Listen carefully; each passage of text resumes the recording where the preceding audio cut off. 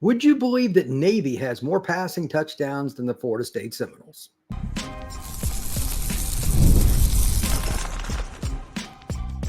You are Locked On Seminoles, your daily podcast on the Florida State Seminoles.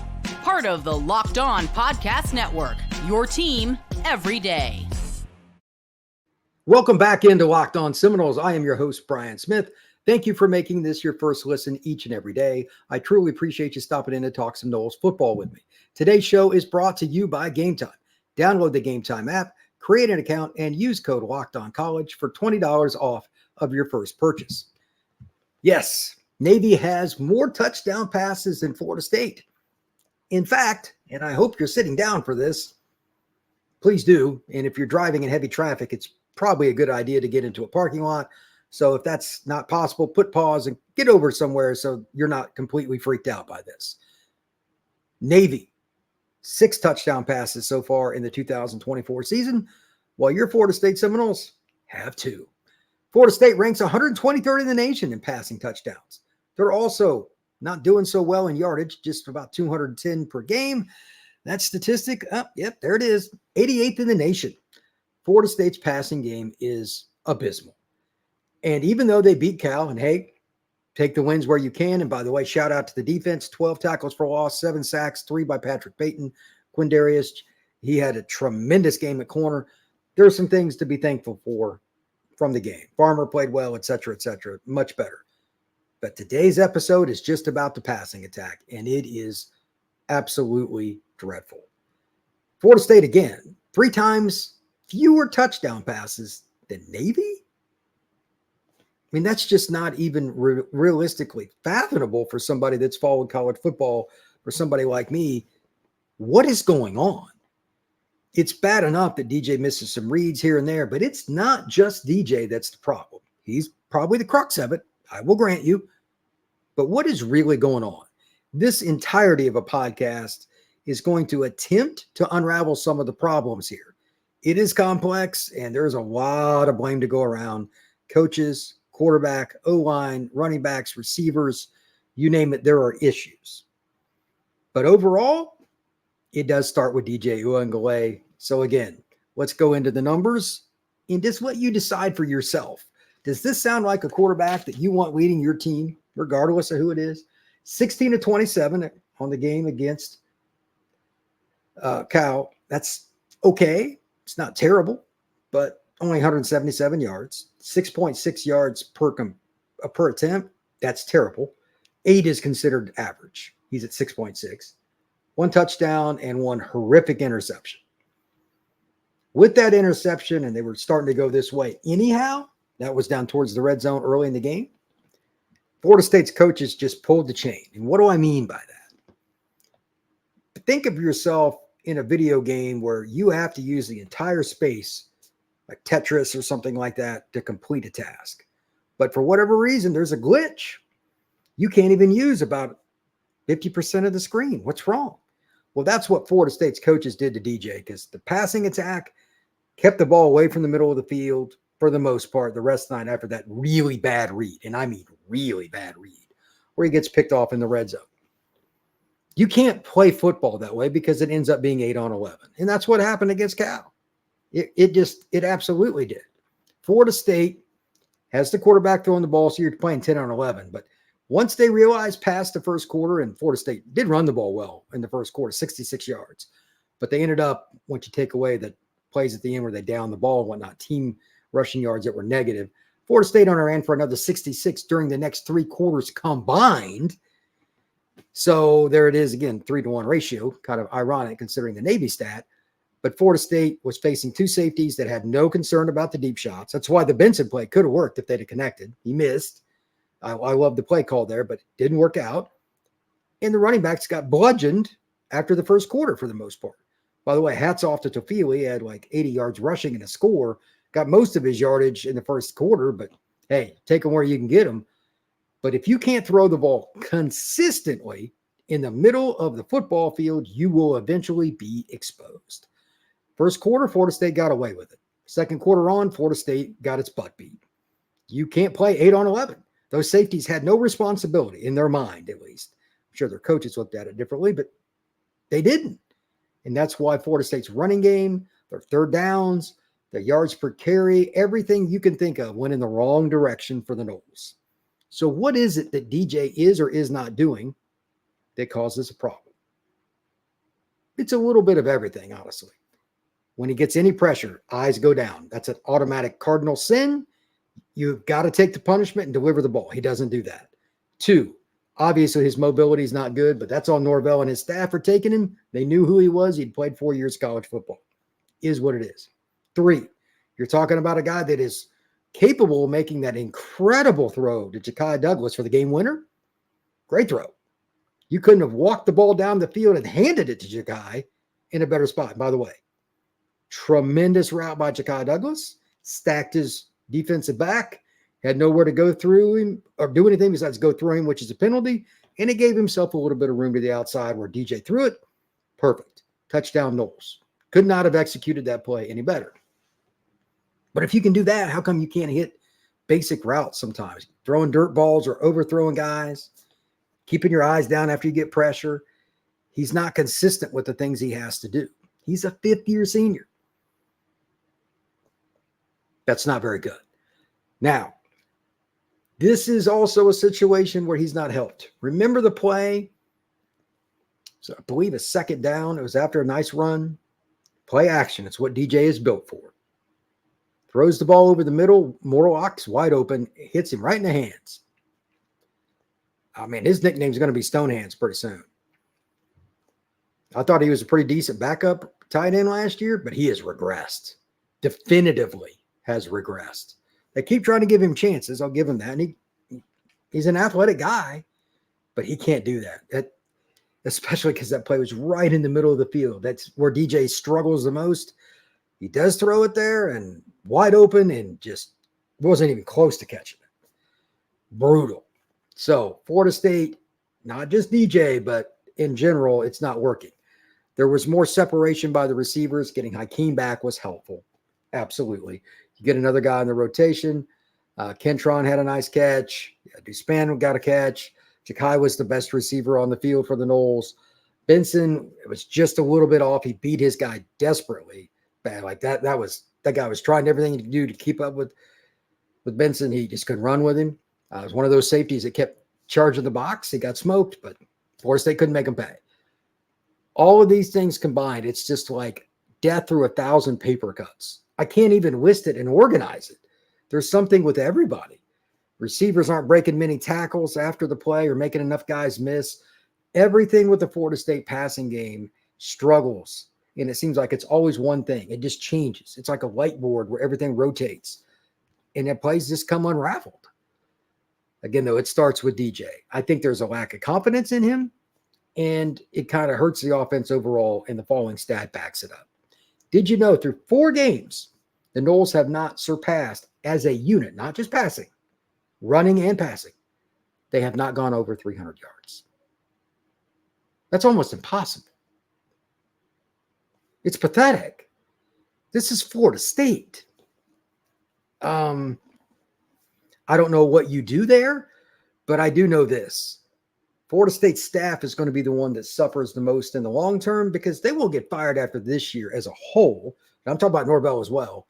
But unless something drastically changes by the end of this year, including what I'm going to talk about in the next little bit, quarterbacks getting some experience this year, they could be in the same boat in 2025. That's what we're going to talk about next on Locked On Seminoles. Hey, NFL fans, you can make sure that you get a big return on FanDuel, America's #1 sportsbook. When you get a hunch in the middle of a game, all you have to do is go check out the latest stats, view live play-by-play, and so much more on the same page where you place your bets.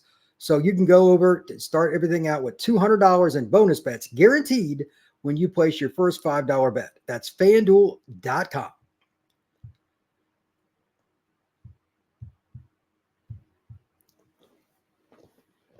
Now, Florida State did not play anybody besides DJ Uiagalelei behind center.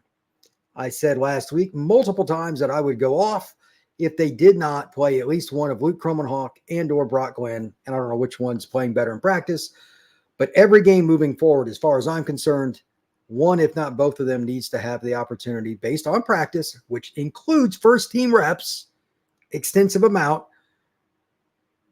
And if they're not, that's a fail. I'm going to say it again, as I said right before the break. The plan they are on will get them fired next season. It won't happen this year, but next season they will get fired if they go in and have another bad year at quarterback.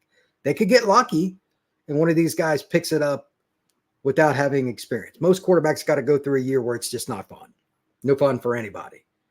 It's part of it. 400 minimum passes, which is about a season, before a guy starts to really understand the timing and the rhythm when you got live guys coming at you and you can be hit. It's not the same in practice. Got to go through it. Well, if you don't play them, that's not going to happen. If you have a season, you are lucky to win 6 wins, then you go into your next year with no experienced quarterbacks. Do you think that's a good plan? Oh, they could go to the portal again, but they've already proven they don't know what they're doing with that based on getting DJ. So do you trust Norvell and his staff with that? I don't. I go by all the facts. And like right now, they recruited quarterback poorly in 20 and 21. They did get Brock. They did get Luke. Both of them have talent. But then they took DJ. So 3 out of their last 5 decisions have not been good at quarterback and 2 were inexperienced. So there's no good option. You don't know who's going to want to come to Florida State after what you've shown this year if you go get a portal quarterback in December. That's a risk. But if you just play one of these guys, you would at least mitigate some ideas. They may be just awful, and next year you have to take a portal quarterback. So be it. But at least you would know. Right now, they don't have that option. They're just guessing. So this is what I think should happen. They won't do it. It's obvious they're stubborn, but that's going to be their undoing unless something changes. Florida State must play at least 1 or 2 series a game, no matter who it is, one of the young quarterbacks. I will mention this every single week and quite honestly during the vast majority of podcasts moving forward. There is no reason for Florida State to be at 2 touchdown passes 4 games into a season and Navy having 3 times as many. There is no reason for Florida State to not be able to surpass even one time, 300 total yards with the offensive game plan centered around the running football, and it gets collapsed because they don't respect the passing game and there's too many guys in the box. They can't run the ball past the first quarter of the game because everybody knows they can't throw it. Safety's in the box. It's just open book on how to slow down Florida State. This part right here is on the Florida State staff. They aren't as talented. I'm not saying they are, but the staff has failed this year in the passing game and not getting the guys prepared. DJ was the wrong pick. DJ hasn't been coached the way he should because he's still as inaccurate as he's ever been. You haven't helped him progress. And you can tell with his body language, he's so up and down during games. It's crazy. Coaching is involved with all of that. So they deserve quite a bit of blame. Can you help fix him at all? Yes. But these 8 million screens that everybody knows that are coming ain't going to be it. They got to start running max protection, which most coaches hate. They got to do it anyway because he can't escape anything. He's in quicksand when he tries to run.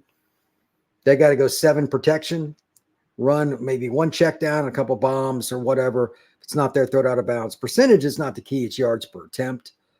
That's what he does well. And he was close on the Benson throw, and he hit the Ja'Kai throw. He hit the throw a couple games ago, 40-yard down the left sideline on the corner route. For whatever reason, he hits those pretty well. If you're going to play him, at least play him to his strengths. He doesn't do well when he's got guys around his feet. His eyes, he loses eye posture with where he should be. He doesn't do things the way he needs to. That's pretty common for a college quarterback, but you know this now. Max protect, eliminate some of that. You might hit some more big plays. But again, though, they got to hit some plays in the middle of the field too. Florida State is playing basically 8 on 11 in passing situations. And until they throw the ball down the field and consistently do something with it, by the way, Kyle Morlock or anybody else that can't be dropping these passes, that kills you. The one Kyle dropped against Cal is a money shot in the middle of the field. He was wide open. Those are drive killers. Those are momentum killers. So this, again, is about the passing attack in general. But it still leads me back to that point about Luke Kromenhoek and Brock Glenn getting an opportunity to play. There's just no reason not to.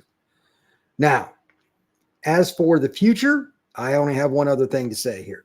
Florida State is not in a situation where they're going to be dominant the rest of this year, but you're not going to get really much worse. They got to think about some new scheme, even if it's just a handful of plays that he may not even think, talking about DJ, that he's going to be good with, but he can't be much worse. He had 177 yards against Cal. And they had the most protection. The protection times over the 4 games from game 1 to 4, here they are. 2.63 seconds, 2.88, 3.02, 3.27. That's how much time he's had to throw. The O-line for Florida State's gotten much better. The running game was better. The receivers are healthier now. You got Hakeem Williams back in the rotation. Kentron's been playing better. I mean, Jalen Brown's getting some footballs thrown his way, and they had some completions. And you still can't get anything done. You're going to have to come up with some new plays. Just practicing, get better. We just need to be crisper. Those kinds of conversation points that Norvell talks about in press conference, it's not enough. It's not even remotely enough. They need some new play calls. They need some new ideas and concepts because they are embarrassing on offense when they throw the football. And it hinders the rest of the team. It's kind of like a heavy weight pulling down a boat to the bottom of a river or ocean or something. It's just terrible. Coming up next on Locked On Seminoles, going to discuss the overall view of Florida State from some of the people I've spoken to and some of the things that I've read, whatnot. That's next on Locked On Seminoles.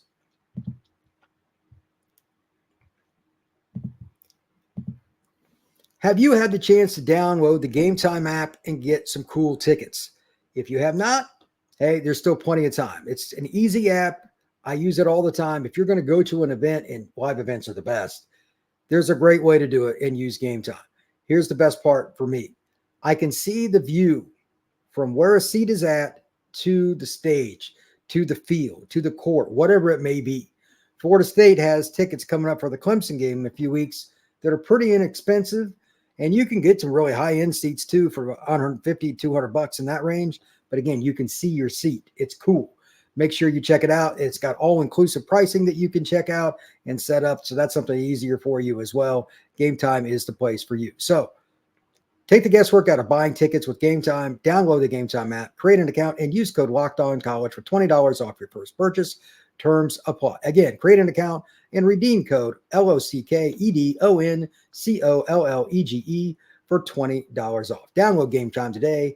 What time is it? Gametime. Right now, people that I speak with are not speaking highly of Florida State. They are just completely sandbagging on them and just making fun of them.